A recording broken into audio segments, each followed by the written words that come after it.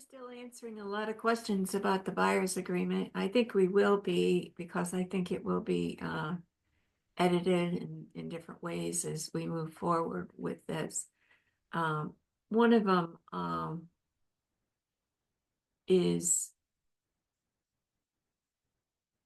the fact that the agent becomes your advocate right away.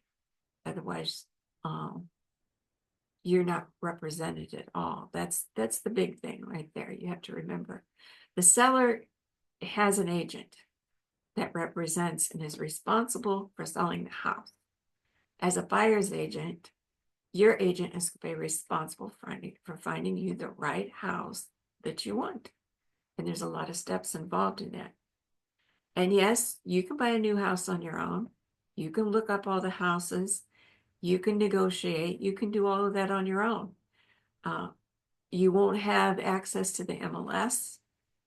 And the MLS, I can guarantee, has the only real accurate information on it, because we get fined if we don't have it accurately. And they're huge fines too. Looking up something on any other venue doesn't work that way. Okay. So you'll have to be really careful about what you believe and what you see and that type of thing. I'm not saying it's all wrong. I'm just saying be careful. And you lose the advantage of what we have learned just through experience and the trends that are going on, the special needs that are going on, things that are happening in databases and all that kind of, you lose all that expertise going on your own.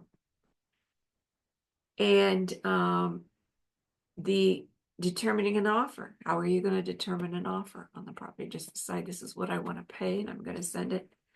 And it might be something you really want. You have to take in the current market considerations and gather up that information. And then there's the fact that the fee isn't, the buyer's agent is not free anymore. You're responsible for paying them unless it's negotiated in the offer somehow and you get some assistance with it. And the agreement can be canceled if you make one, but make sure that those cancellation terms are in the agreement that you sign. Just if it isn't in there, if the agent doesn't have it in there, just ask, how can we cancel this if we want to?